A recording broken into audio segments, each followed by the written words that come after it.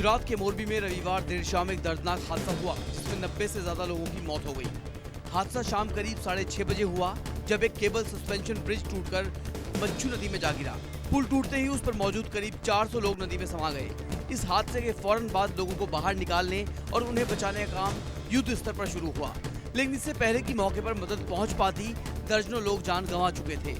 इस दिल दहला देने वाली घटना में अब तक 90 से ज्यादा लोगों की मौत की पुष्टि हो चुकी है, तो वहीं 50 से ज्यादा लोग घायल बताए जा रहे हैं और करीब 100 लोग लापता बताए जा रहे हैं।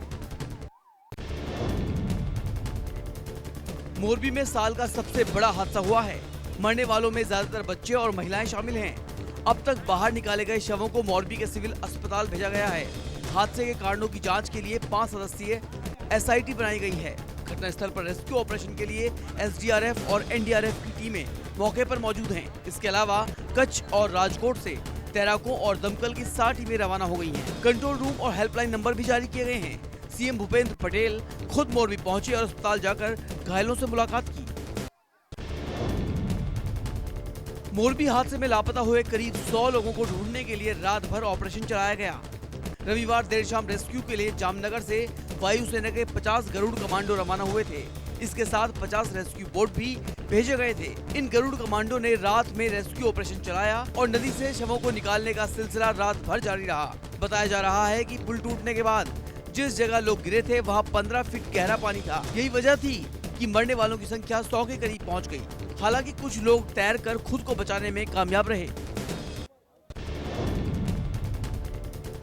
जिस पुल के टूटने से हादसा हुआ वो 765 फीट लंबा और 140 साल से भी ज्यादा पुराना है। इस पुल पर जाने के लिए 15 रुपए फीस भी लगती है। ये पुल नगर निगम के स्वामित्व में है। निगम के अधिकारियों ने मीडिया को बताया कि ब्रिज की क्षमता करीब 100 लोगों की थी, लेकिन रविवार की छुट्टी होने के चलते हादसे के वक्त ब्रिज पर 400 से 500 लोग जमा हो गए थे। इसी के चलते ब्रिज बीच से टूट गया। गौर करने वाली बात यह है कि ये पुल पिछले 6 महीने से बंद था। हाल ही में करीब 2 करोड़ रुपए की लागत से इसकी मरम्मत का काम पूरा किया गया था। 25 अक्टूबर को इसे आम लोगों के लिए खोला गया था।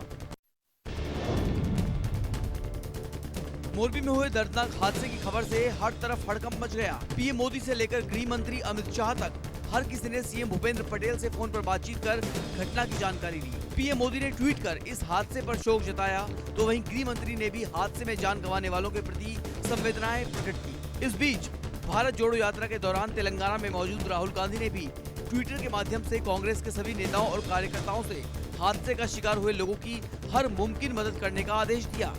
दिल्ली के CM अरविंद केजरीवाल ने भी ट्वीट कर हादसे पर शोक प्रकट किया। हादसे पर प्रधानमंत्री मोदी और गृह मंत्री अमित शाह ने दुख जताया है। उन्होंने CM भूपेंद्र पटेल से घटना की जानकारी ली और मृतकों के आश्रितों को 2 लाख और घायलों को 50,000 रुपए की सहायता देने का ऐलान किया है। CM पटेल ने भी मृतकों के आश्रितों को 4 लाख और घायलों को 50,000 रुपए सहायता राशि देने की घोषणा की है।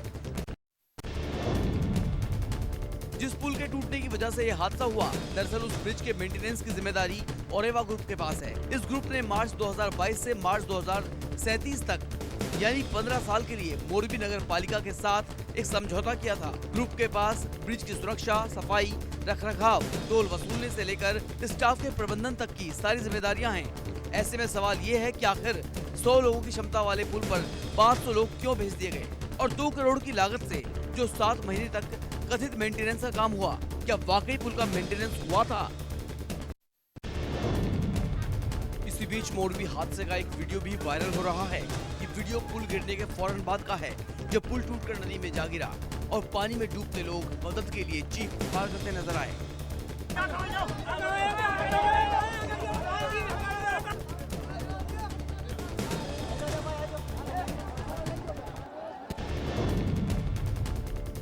शराब के शौकीनों के लिए नशेड़ी बंदर को फिल्मों में आपने काफी देखा होगा, लेकिन अब हम आपको दिखा रहे हैं एक ऐसे बंदर का वीडियो जो हकीकत में शराब की बोतल गटागट पी जाता है। सोशल मीडिया पर वायरल हो रहा ये वीडियो रायबरेली जिले की गौरा विकास खंड का है, जहां ये बंदर दुकानदारों के लिए सरदर्द बना हुआ है। सेल्समैन और दुकानदारों ने कई बार इसकी शिकायत वन विभाग और आबकारी विभाग से की, लेकिन कोई कार्रवाई नहीं हुई। वहीं फिलहाल ये वीडियो सोशल मीडिया में जमकर वायरल हो रहा है। प्रतापगढ़ के आसपुर देवसरा थाना में पुलिसकर्मी द्वारा थाने के अंदर सरेआम पीड़ित से घूस लेना महंगा पड़ गया। थाने में मौजूद किसी व्यक्ति ने घूस लेते समय वीडियो बना लिया और उसे वायरल कर दिया। पुलिसकर्मी द्वारा घूस का वीडियो जब एसपी ने देखा तो उन्होंने तत्काल दोषी पुलिसकर्मी को निलंबित कर दिया। मामले के मुताबिक थाने में तैनात मुंशी गुलाबधर पांडे पीड़ित से काम करवाने के एवज में घूस ले रहा था। वीडियो में साफ देखा जा सकता है कि कैसे पुलिसकर्मी खुलेआम पीड़ित से घूस ले रहा है। जौनपुर में एक युवक को पेड़ में रस्सी से बांधकर तालिबानी सजा देने का वीडियो सामने आया है, जहां वीडियो में साफ दिखाई दे रहा है कि युवक कराह रहा है और लगातार रोए जा रहा है, लेकिन महिला बेखौफ डंडे से युवक की जमकर पिटाई कर रही है।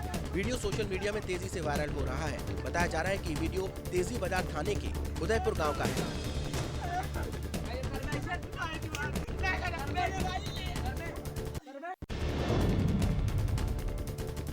यूपी के आगरा शहर में उज्बेकिस्तान की 2 महिलाएं नाम और पहचान बदल कर रह रही थीं, जिन्हें ताजगढ़ पुलिस ने गिरफ्तार किया है। पुलिस को विदेशी महिलाओं के पास से 2 आधार कार्ड, 35,000 रुपए नकद और 2 मोबाइल फोन भी मिले हैं।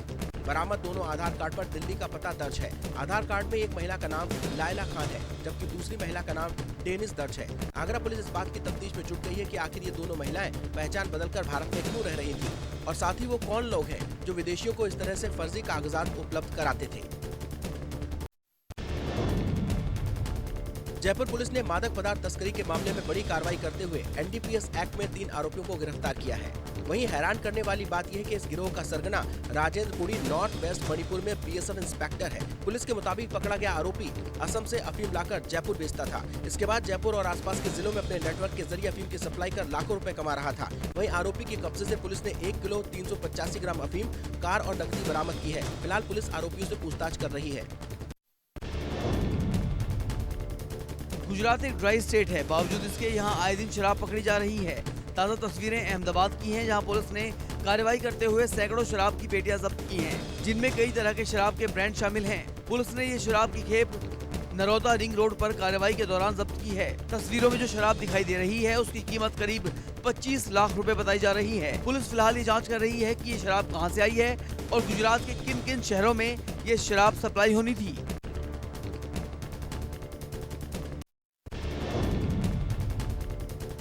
हिमाचल प्रदेश में विधानसभा चुनावों से पहले 2 करोड़ का कैश मिला है। कांगड़ा जिले के डमटाल में पुलिस चेकिंग के दौरान ये बरामदगी की गई। 2 करोड़ का कैश काले रंग की कार में ले जाया जा रहा था। नाके पर पुलिस ने इसके बारे में पूछताछ की और जब संतोषजनक जवाब नहीं मिला तो कैश को जब्त कर लिया। शुरुआती जांच में पता चला है कि आरोपी इस कैश के साथ चंडीगढ़ से जम्मू जा रहे थे। उनका प्रॉपर्टी का काम है और उन्होंने अपनी प्रॉपर्टी बेची है, जिसका कैश उनके पास है। फिलहाल आरोपियों के पास से कैश से संबंधित कोई दस्तावेज नहीं मिला है। यूपी के लखीमपुर खीरी थाना निकासन से बेहद हैरान करने वाला मामला सामने आया है, जहां महिलाओं द्वारा घेरकर पुलिस वालों की जबरदस्त पिटाई का वीडियो वायरल हो रहा है। वीडियो में दिखाई दे रहा है महिलाओं ने एक सिपाही को गन्ने के खेत में गिराकर जमकर पिटाई की। साथ ही वीडियो बनाने की भी बात कर रही है, जबकि एक शख्स छोड़ देने की लगातार गुहार लगा रहा है। बता दें, थाना निकासन की शादी वर्दी में 4 सिपाही गांव में पहुंचे और महिलाओं से पूछा शराब कहां बनाई जा रही है। इसके बाद हंगामा शुरू हो गया। फिलहाल महिलाओं के खिलाफ मुकदमा दर्ज कर लिया गया है। ललितपुर से सटे मध्य प्रदेश के मालथौन टोल प्लाजा पर ट्रैक्टर ड्राइवर की दर्दनाक मौत का वीडियो सामने आया है, जहां वीडियो में साफ दिखाई दे रहा है टोल की डिवाइडर से ट्रैक्टर पहले अनियंत्रित होता है, फिर ट्रैक्टर चालक अचानक नीचे गिर जाता है। तभी ट्रैक्टर ट्रॉली का पिछला पहिया चालक के ऊपर से चढ़ जाता है, जिससे मौके पर ही चालक की दर्दनाक मौत हो जाती है। वहीं ये पूरी घटना मालथौन टोल प्लाजा पर लगे सीसीटीवी कैमरे में कैद हो गई। यूपी के कानपुर में एक दर्दनाक हादसे में 3 मजदूरों की मौत हो गई। रविवार दोपहर निर्माणाधीन मकान में सेप्टिक टैंक की शटरिंग खोलने उतरे 3 मजदूर जहरीली गैस की चपेट में आ गए। तीनों मजदूरों ने सेप्टिक टैंक के अंदर ही दम तोड़ दिया। घटना की जानकारी मिलने पर पहुंची पुलिस और फायर ब्रिगेड की टीम ने तीनों मजदूरों को सेप्टिक टैंक से बाहर निकाला। मजदूरों को हैलेट अस्पताल में भर्ती कराया गया, जहाँ डॉक्टरों ने उन्हें मृत घोषित कर दिया। मृतकों में एक नाबालिग भी बताया जा रहा है। दिल्ली में बदमाशों के हौसले बुलंद हैं। ताजा मामला दिल्ली कैंट एरिया का है। तस्वीरों में देख सकते हैं कि कुछ लोग एक दुकान पे खड़े हैं, तभी वहां एक फॉर्च्यूनर एसयूवी आती है, गाड़ी के सामने एक बदमाश आता है जिसने लाल रंग का स्वेट शर्ट पहन रखा है। वो गाड़ी के पास जाकर आगे निकल जाता है और जैसे ही गाड़ी का मालिक बाहर निकलता है वो वापस लौटता है और बंदूक की नोक पर गाड़ी के मालिक से चाबी लेता है, फिर उसे बंदूक दिखाकर धमकाता है, गाड़ी लेकर फरार हो जाता है। हालांकि पुलिस ने मामला दर्ज कर आरोपी की तलाश शुरू कर दी है। चुनावी बिगुल बजने से पहले पीएम मोदी मिशन गुजरात पर हैं। आज उनके गुजरात दौरे का दूसरा दिन है। पीएम मोदी आज केवड़िया में स्टैच्यू ऑफ यूनिटी पर सरदार पटेल को श्रद्धांजलि देंगे। फिर वो राष्ट्रीय एकता दिवस समारोह में भाग लेंगे। आरंभ 4.0 के समापन पर PM Modi 97 common foundation course के अधिकारी प्रशिक्षुओं को भी संबोधित करेंगे। इसके बाद पीएम बनासकांठा पहुंचेंगे, जहां वो थरड़ में विभिन्न विकास परियोजनाओं की आधारशिला रखेंगे। पीएम अहमदाबाद में देश की प्रमुख रेलवे परियोजनाओं को भी समर्पित करेंगे। आज सरदार वल्लभ भाई पटेल की 145वीं जयंती है। आज के दिन को राष्ट्रीय एकता दिवस के तौर पर भी मनाया जाता है। भारत को आजादी मिलने के बाद सरदार वल्लभ भाई पटेल ने पूरे राष्ट्र को एकता के सूत्र में पिरोने में अपनी महत्वपूर्ण भूमिका निभाई थी। इस मौके पर आज देश भर में रन फॉर यूनिटी का आयोजन किया जा रहा है। संसद के सेंट्रल हॉल में इस मौके पर 10:30 बजे कार्यक्रम होगा, जिसमें सरदार वल्लभ भाई पटेल को पुष्प श्रद्धांजलि दी जाएगी। इस कार्यक्रम को लोकसभा स्पीकर ओम बिरला, गृह मंत्री अमित शाह और केंद्रीय मंत्री धर्मेंद्र प्रधान संबोधित करेंगे। आज पूर्व प्रधानमंत्री इंदिरा गांधी की पुण्यतिथि है। भारत के इतिहास में 31 अक्टूबर की तारीख देश की पूर्व प्रधानमंत्री इंदिरा गांधी की हत्या के दिन के तौर पर दर्ज है। इंदिरा गांधी के बाद से अब तक देश को कोई महिला प्रधानमंत्री नहीं मिली है। उनकी पुण्यतिथि के मौके पर शक्ति स्थल पर उनकी समाधि समेत देश और प्रदेश के कांग्रेस मुख्यालयों पर श्रद्धांजलि सभा के साथ ही विचार गोष्ठियां आयोजन किया जाएगा। राहुल गांधी भारत जोड़ो यात्रा के दौरान अपनी दादी को श्रद्धांजलि दे सकते हैं। गुजरात विधानसभा चुनाव में प्रचार को लेकर कांग्रेस ने रणनीति तैयार कर ली है। कांग्रेस 175 विधानसभा सीटों को कवर करते हुए 5 परिवर्तन यात्राएं निकाल रही है। परिवर्तन यात्राएं पार्टी के राष्ट्रीय नेताओं के नेतृत्व में हरी झंडी दिखाकर रवाना होगी। ऐसी ही एक यात्रा आज मुझ कच्छ जिले के आशापुरा मंदिर से शुरू होनी थी, जिसका नेतृत्व एमपी के पूर्व सीएम दिग्विजय सिंह द्वारा किया जाना था, लेकिन मोरबी हादसे के बाद ये यात्रा मंगलवार के लिए टाल दी गई है। यात्रा 2 दिनों में 6 विधानसभाओं को कवर करेगी और जामनगर और मोरबी जिलों में आगे बढ़ेगी। गुजरात चुनाव में स्टार प्रचारक के रूप में आज सचिन पायलट एक के बाद एक कुल 4 जनसभाओं को संबोधित करेंगे, जिसमें सचिन पायलट का पहला कार्यक्रम गुजरात के खेड़ा के पागलवल में 10:30 बजे होगा, जहां वो जनसभा को संबोधित करेंगे। इसके बाद वो कांग्रेस के परिवर्तन संकल्प यात्रा को हरी झंडी दिखाएंगे और फिर राजकोट के वीरपुर में 11:30 बजे उनके स्वागत में कार्यक्रम रखा गया है। इसके बाद सचिन पायलट का तीसरा कार्यक्रम गुजरात के माही सागर के लोनावाला में है। यहाँ वो 12:15 बजे संतपुर में जनसभा को संबोधित करेंगे। बीजेपी की तरफ से रविवार को 68 विधानसभा सीटों पर मेगा रैली के बाद अब कांग्रेस की ओर से उसका जवाब देने के लिए कांग्रेस कमेटी की महासचिव प्रियंका गांधी जनसभा करने जा रही हैं। मंडी के पड्डल मैदान में दोपहर 3 बजे के करीब वो जनसभा को संबोधित करेंगी। उनके साथ हिमाचल कांग्रेस के प्रभारी और राज्यसभा सांसद राजीव शुक्ला भी होंगे, जो जनसभा को संबोधित करेंगे। कांग्रेस रैली को सफल बनाना चाहती है, क्योंकि मंडी सीएम जयराम ठाकुर का गृह जिला है। सीएम योगी आज बरेली और नोएडा के दौरे पर रहेंगे। सीएम योगी ग्रेटर नोएडा आएंगे। यहां वो देश के सबसे बड़े और प्रदेश के पहले डेटा सेंटर का लोकार्पण करेंगे। इस परियोजना के पहले चरण को 2 साल में पूरा कर लिया गया है। ये डेटा सेंटर अत्याधुनिक तकनीक से लैस है। इसमें देश के करीब 60% लोगों का डेटा सुरक्षित रखा जाएगा। इससे पहले सीएम योगी बरेली जाएंगे और जनप्रतिनिधियों के साथ बैठक करने के अलावा कई कार्यक्रमों में शामिल होंगे। इसके बाद वो नोएडा के लिए रवाना होंगे।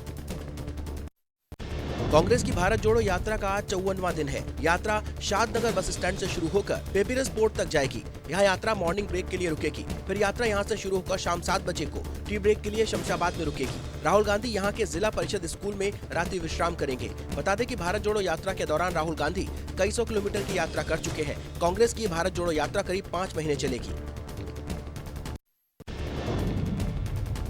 आज छठ पूजा का चौथा और आखिरी दिन है। आज ऊंचा अर्घ पर उगते हुए सूर्य को अर्घ दिया जाता है, जिसके बाद पारण के साथ छठ महापर्व का समापन किया जाएगा। छठ पूजा के पहले दिन की शुरुआत नहाय खाए से होती है। इसके दूसरे दिन खरना और तीसरे दिन संध्या अर्घ होता है, जिससे काफी खास दिन भी माना जाता है। कोरोना संक्रमण के कारण छठ पर्व 2 साल बाद मनाया जा रहा है, जिससे श्रद्धालुओं में खासा उत्साह है। यही कारण है कि चाहे घाट हो या फिर नदी के किनारे, वहाँ सिर्फ और सिर्फ श्रद्धालु नजर आ रहे हैं। छठ पूजा के रंगारंग आयोजन की ये तस्वीरें ना बिहार की हैं और ना ही हिंदुस्तान के किसी कोने की, बल्कि ये तस्वीरें 7 समुंदर पार इंग्लैंड की हैं, जहां ऑक्सफोर्ड शहर के बिहार वासियों ने विधि विधान के साथ छठ पर्व मनाया। रविवार को इन लोगों ने छठी मैया और सूर्य देवता के लिए निर्जला व्रत रखा और शाम को ढलते हुए सूर्य को अर्घ्य देकर पूजा अर्चना की। ये 7 समुंदर पार जाकर भी देश की मिट्टी, संस्कृति और रीति रिवाजों से जुड़े होने का एहसास कितना खास होता है, तस्वीरें उसकी गवाही दे रही हैं। लोक आस्था के महापर्व छठ का रविवार को तीसरा दिन था। इस दिन छठ व्रतियों ने अस्तगामी भगवान सूर्य को अर्घ्य दिया और पूरे परिवार की खुशहाली की कामना की। इस पावन अवसर पर केंद्रीय गृह राज्य मंत्री नित्यानंद राय ने भी डूबते हुए सूर्य को अर्घ्य दिया और छठ मैया से देश और प्रदेशवासियों के लिए सुख, शांति और समृद्धि की कामना की। इस दौरान छठ घाट पर केंद्रीय गृह राज्य मंत्री के साथ सेल्फी लेने वालों की भीड़ देखने को मिली। घाट पर मौजूद श्रद्धालु नेता नित्यानंद राय के साथ सेल्फी लेते नजर आए। हिंद महासागर में चीन के बढ़ते प्रभाव के बीच अगले हफ्ते से भारतीय नौसेना की 4 दिवसीय नेवल कमांडर्स कॉन्फ्रेंस शुरू होने जा रही है। ये सम्मेलन ऐसे समय में होने जा रहा है जब अमेरिका ने अपनी सालाना डिफेंस स्ट्रेटेजी पेपर में हिंद प्रशांत क्षेत्र से लेकर एलएसी पर चीन की बढ़ती दादागिरी पर चिंता जाहिर की है। आज दिल्ली में शुरू हो रहे नेवल कमांडर्स कॉन्फ्रेंस में रक्षा मंत्री राजनाथ सिंह, सीडीएस जनरल अनिल चौहान और नौसेना प्रमुख एडमिरल आर हरि कुमार समेत कई वरिष्ठ सैन्य कमांडर्स राष्ट्रीय सुरक्षा से जुड़े मुद्दों पर गहन चर्चा करेंगे। दिवाली की छुट्टियों के बाद आज सुप्रीम कोर्ट में सीएए समेत करीब 240 याचिकाओं पर सुनवाई होगी।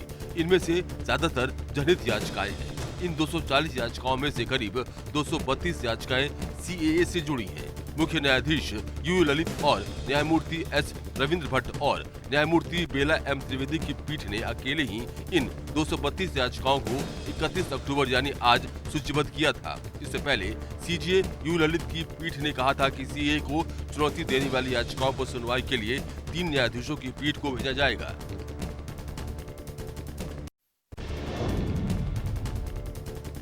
सुप्रीम कोर्ट आज उस याचिका पर भी सुनवाई करेगा जिसमें चुनाव आयोग को मतपत्रों और इलेक्ट्रॉनिक वोटिंग मशीन पर पार्टी चिन्ह हटाकर इसकी जगह उम्मीदवारों की उम्र, शैक्षणिक योग्यता और तस्वीर दर्शाने का निर्देश देने का अनुरोध किया गया है। याचिका में कहा गया है कि इस तरह के कदम से मतदाताओं को बुद्धिमान, मेहनती और ईमानदार उम्मीदवारों को वोट और समर्थन करने के अलावा टिकट वितरण में राजनीतिक दलों के आलाकमान की मनमानी पर लगाम लगाने में मदद मिलेगी। पेट्रोलियम एवं प्राकृतिक गैस मंत्री हरदीप पुरी आज अबू धाबी में भारतीय पवेलियन का उद्घाटन करेंगे। हरदीप पुरी अबू धाबी अंतर्राष्ट्रीय पेट्रोलियम प्रदर्शनी और सम्मेलन में हिस्सा लेने पहुंचे हैं। एडिपेक 2022 का आयोजन अबू धाबी में 31 अक्टूबर से 3 नवंबर के बीच किया जा रहा है। इसमें भारतीय पवेलियन का संचालन उद्योग एवं वाणिज्य मंत्रालय के सहयोग से भारतीय उद्योग परिसंघ कर रहा है। इसमें भारतीय पवेलियन में निर्यातक तेल और गैस उद्योग को दी जाने वाली सेवाओं के साथ अपने उत्पादों को प्रदर्शित करेंगे।